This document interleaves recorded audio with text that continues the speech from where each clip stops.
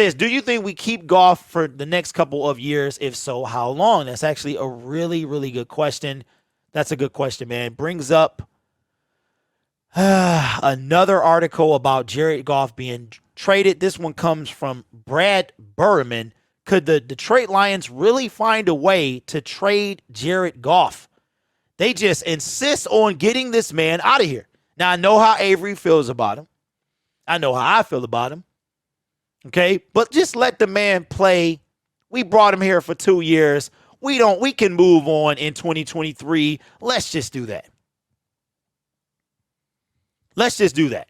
Spirit of Detroit says let him play. Yep, Micro Mike. He's not getting traded. All capital letters. I don't understand why we just insist on trading Jared Goff. Let him do what he do. Check this out. Cap hit $31 million. You got to put the pinky to the lip. $31 million. All right. So here we go. This is what he has to say. Detroit flips Goff before March 17th when a $15.5 million roster bonus is due, taking on a $15 million dead cap hit, freeing up $16.15 million. Then receiving teams take on 3 years. I said, what? Oh, my God. You weak, pathetic fool. I'm going to say this again. The receiving team takes on 3 years, $78 million, including a fully guaranteed $26 million for 2022. That contract would contain no dead cap in 2023 for the new team. Why would we do that? That is literally the dumbest thing I've ever heard. Why would we do that? It makes no sense. We're going to let another team off the hook. I think they're more likely to restructure Jared Goff before they traded him. Wow. Let the man play a second year. Jared Goff is good enough for what they're building right now. Yeah, Jared Goff is a hot topic, man. You know, I say give Jared a chance because if I'm Jared Goff, and we talked about this last week, I got the biggest chip on my shoulder, man. I got the biggest chip on my shoulder from what just happened to me. And I'm going to do my best to show you that I can do that too. That's just, y'all know me, man. Y'all been around long enough. I'm a huge chip on shoulder guy. I am the guy that does better when I'm underestimated. And I think that's the position Jared Goff is in right now. Says Goff will be our QB for another season or two for sure. If he plays good enough, too, we can end up trading him. Yeah. Never thought about that. I never thought about life beyond 2022 for Jared Goff. I've never thought about that. I feel like Jared could actually pop off. He could pop off. I know Avery, not very fond of Jared Goff, but that's okay. That's okay. Mark is not very fond of him either, but I think the dude can win some games.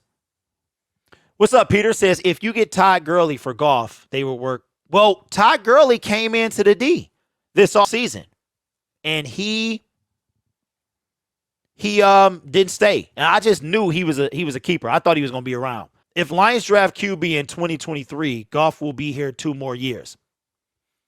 Okay, Jeff, yes. Goff is actually, he on the books for a minute. But my theory is if they draft a quarterback, then it's more likely that they move on from Jared Goff if he doesn't perform at a stellar level this coming season. If they don't draft a quarterback, but listen, they could do something, rework Jared Goff contract in before we even kick off. But before the draft, and I think that would mean they're not taking a quarterback. But that means we definitely get one next year. Goff threw 1 TD pass that entire Super Bowl run. The defense did. He's not the answer at the QB for the Lions. Not worth the money to extend him anymore the next season. But to put everything, didn't Bill Belichick say that Matt Patricia, the way Matt Patricia played the the Rams earlier in the season helped the Patriots win the Super Bowl that year? Goff got his confidence back the last 6 games of the offseason. He will be Gucci next season. See, I agree with Ben. And I'm going to tell you like I told y'all 15 minutes ago. Don't think that Jared Goff don't feel Matthew Stafford winning the Super Bowl. Don't think that. He can say whatever he wants, but I'm telling you, he feels that. I think some of that was learning a new playbook, and lots of times it looked like wide receivers were freelancing and crappy routes. Many of the times they weren't in Goff progression windows when Ragnar was gone. See, I can agree with that as well. This is the thing I'm saying, y'all. Like somebody mentioned about the O-line and what it can cover up. Okay, let's say Sean McVay is a genius. That he's just a genius. Did Sean McVay look like a genius to y'all during the playoffs? He didn't to me. I mean, you could say Cooper Kupp was wide open, but to me, is that on Sean McVay? I mean, we're talking about Jared Goff going from sunny California to here, knew everything, and it ain't like he laid an egg all season. The brother came alive late half. Jared Goff plays the Steelers. We don't tie. Well, actually, he did, didn't he? He got hurt. If he doesn't get hurt, we don't tie. I think we win that game. I know a lot of y'all don't like Jared Goff, but I think just like Matthew Stafford gets all the praise where he is now, I think we gotta cut Goff some slack, man. Now, after this year, because let's be real, Brad Holmes, and they're going to knock this thing out the draft. We had 100% draft rate. Y'all understand that?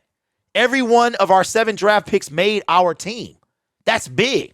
So if we could get 7 of those on this year's team, that's 7 players and at least 5 difference makers. He will have receivers to throw to this year.